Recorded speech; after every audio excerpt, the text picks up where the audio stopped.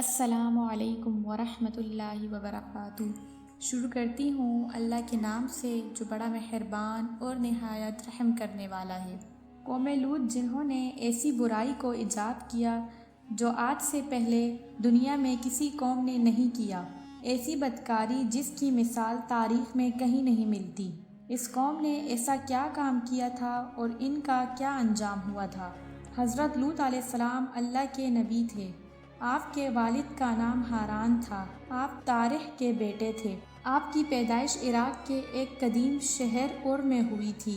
اس شہر میں ابراہیم علیہ السلام کا مسکن تھا۔ دراصل حضرت لوط علیہ السلام کے والد ہاران حضرت ابراہیم علیہ السلام کے سگے بھائی تھے، یعنی حضرت لوط علیہ السلام حضرت ابراہیم علیہ السلام کے بھتیجے تھے۔ چونکہ حضرت لوط علیہ السلام کے والد کا انتقال ان کے بچپن میں ہی ہو گیا تھا، لہٰذا حضرت لوط علیہ السلام کو حضرت ابراہیم علیہ السلام نے اپنا بیٹا بنا کر پالا تھا۔ آپ حضرت ابراہیم علیہ السلام پر سب سے پہلے ایمان لانے والوں میں شامل تھے۔ آپ حضرت ابراہیم علیہ السلام کے زمانے میں اہل سدوم کی رہنمائی کے لیے آئے تھے۔ حضرت لوط علیہ السلام کے بہت سے معجزات ہیں۔ آپ جس وقت بارش کے لیے دعا کرتے تو آسمان بادلوں سے بھر جاتا اور خوب بارش ہوتی تھی۔ حضرت لوط علیہ السلام جس پتھر پر سر رکھ کر سوتے تھے، اس پتھر پر آپ کے سر مبارک کے نشان بن جاتے تھے۔ سدوم وہ علاقہ تھا جہاں حضرت لوط علیہ السلام مبعوث فرمائے گئے تھے۔ سدوم کے آس پاس 5 نہایت ہی خوبصورت شہر آباد تھے، جن میں سے ہر ایک کی آبادی 1,00,000 نفوس سے زیادہ تھی۔ یہ علاقے نہایت ہی سرسبز اور شادباد، قدرت کی حسین شاہکار تھے۔ یہاں باغات کی کثرت تھی۔ لہلہاتی کھیتیاں یہاں کی ضروریات سے کہیں زیادہ تھی۔ اردن، شام اور اسرائیل کے درمیان بسا ہوا یہ علاقہ نہایت ہی سرسبز تھا۔ وہاں طرح طرح کے اناج، پھل، میوے باکثرت پیدا ہوتے تھے، اور یہی وجہ تھی کہ آس پاس کے بستیوں کے لوگ بھی اپنی مویشی اور غذائی ضرورت کے لیے ان بستیوں کی طرف آتے تھے۔ مگر یہ بات اہل سدوم کو بالکل ناپسند تھی۔ ان کے خیال میں ان کی بستیوں میں پیدا ہونے والے پھلوں، اناجوں، سبزیوں پر صرف ان کا ہی حق تھا۔ وہ نہیں چاہتے تھے کہ دوسری بستی کے لوگ ان کے علاقوں میں آئے۔ ایک دن سدوم کے لوگ اس بات پر غور و فکر کر رہے تھے کہ باہر سے آنے والے مہمانوں کو یہاں آنے سے کیسے روکا جائے کہ ابلیس ان کی محفل میں ایک بزرگ کی شکل میں آیا اور کہا، اگر تم اس سے پیچھا چھڑانا چاہتے ہو تو میرے کہے پر عمل کرو۔ اس اجنبی بزرگ کی بات سب لوگ غور سے سننے لگے۔ ابلیس نے کہا، میں کل بتاؤں گا۔ دوسرے دن ابلیس ایک خوبصورت نوجوان لڑکے کی شکل میں آیا اور انہیں اپنی عورتوں کے بجائے مردوں کے ساتھ فعل بد کرنا سکھایا۔ ابلیس نے کہا، اگر تم ان بستی والوں سے پیچھا چھڑانا چاہتے ہو جو تمہاری بستی میں آتے ہیں تو ایسا کرو کہ جب وہ تمہاری بستی میں آئے تو ان کے ساتھ زبردستی اپنی خواہشات کو پورا کرو۔ اس طرح یہ لوگ اس بستی میں آنا چھوڑ دیں گے۔ اپنی نفسی خواہشات کے لیے مردوں سے بدفعلی کرو۔ اپنی نفسانی خواہشات کے لیے مردوں سے بدفعلی اس قوم کا دستور بن گیا تھا۔ یہاں بے حیائی عام ہو چکی تھی۔ حکمران، سردار، ہر طبقے کے لوگ، ہر گھر میں یہ عمل پھیل چکا تھا۔ بھری محفل میں یہ لوگ فحاشی کے کام کو کر کے خوش ہوتے تھے۔ کوئی بھی محفل اس کام کے بغیر ادھوری سمجھی جاتی تھی۔ خاص طور سے اگر مسافروں میں کوئی خوبصورت لڑکا ہوتا تو یہ لوگ اس کو اپنا شکار بنا لیتے۔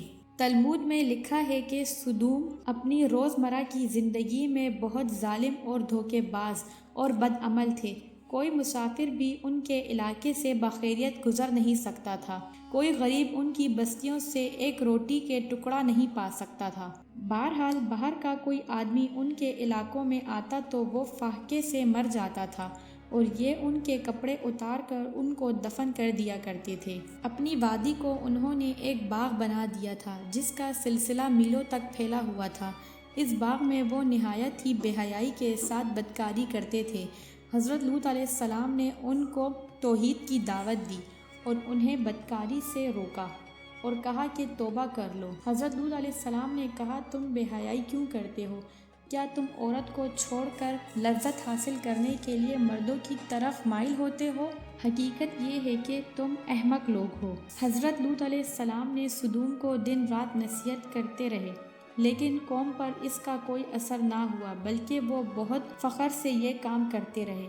ان کو حضرت لوط علیہ السلام کا سمجھانا بھی برا لگتا تھا، لہٰذا انہوں نے صاف صاف کہہ دیا، اگر تم ہمیں اسی طرح برا بھلا کہتے رہو گے اور ہمارے کاموں میں مداخلت کرتے رہو گے تو ہم تمہیں شہر سے نکال دیں گے۔ حضرت لوط علیہ السلام نے نصیحت اور تبلیغ کا سلسلہ جاری رکھا، لہٰذا ایک دن اہل سدوم نے خود ہی عذاب الہی کا مطالبہ کر دیا۔ اللہ تعالیٰ نے اب تک ان کی بدکاری کرنے پر ان کو ڈیل دے رکھی تھی، لیکن جب انہوں نے حضرت لوط علیہ السلام سے ایک دن کہا کہ تم سچے ہو تو ہم پر عذاب لے آؤ، لہٰذا ان پر عذاب الہی کا فیصلہ ہو گیا۔ اللہ تعالیٰ نے اپنے خاص فرشتوں کو دنیا کی طرف روانہ کر دیا۔ یہ فرشتے دراصل حضرت جبرائیل علیہ السلام، حضرت میکائیل علیہ السلام اور حضرت اسرافیل علیہ السلام تھے۔ پھر یہ فرشتے حضرت لوط علیہ السلام کے گھر تشریف لے آئے۔ حضرت لوط علیہ السلام نے جب ان خوبصورت نوجوانوں کو دیکھا تو وہ پریشان ہو گئے۔ انہیں یہ خطرہ محسوس ہوا کہ اگر ان کی قوم کے لوگوں نے انہیں دیکھ لیا تو نہ جانے ان کے ساتھ کیا سلوک کریں گے۔ حضرت لوط علیہ السلام کی بیوی کا نام وائلہ تھا، وہ اب تک آپ پر ایمان نہیں لائی تھی، وہ دراصل منافقہ تھی، وہ کافروں کے ساتھ تھی، لہذا اس نے جا کے اہل سدوم کو یہ خبر دی کہ حضرت لوط علیہ السلام کے گھر نوجوان مہمان بن کر ٹھہرے ہوئے ہیں۔ انہوں نے یہ سنا تو وہ دوڑتے ہوئے حضرت لوط علیہ السلام کے گھر پہنچ گئے۔ حضرت لوط علیہ السلام نے کہا، اے قوم، مجھے میرے مہمانوں کے سامنے رسوا نہ کرو، کیا تم میں سے کوئی بھی شائستہ آدمی نہیں؟ حضرت لوط علیہ السلام کی بات سن کر وہ بولے، تم بخوبی واقف ہو، ہمیں تمہاری بیٹیوں سے کوئی حاجت نہیں، اور جو ہماری اصل چاہت ہے اس سے تم بخوبی واقف ہو۔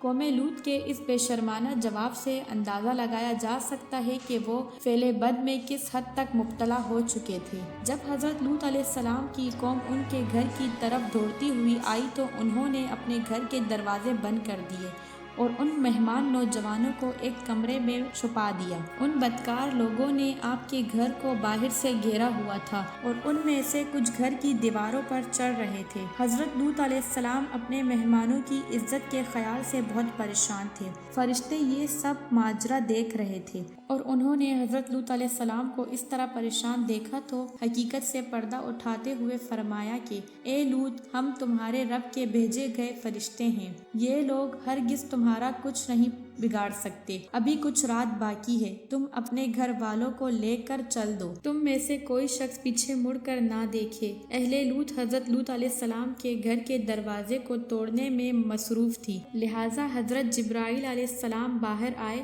اور اپنے پر کا ایک کونا ان کو مارا تو ان کی آنکھ کے ڈیلے باہر آ گئے اور ان کی آنکھیں ضائع ہو گئی۔ یہ خاص عذاب ان لوگوں پر آیا جو حضرت لوط علیہ السلام کے پاس بد نیتی سے آئے تھے۔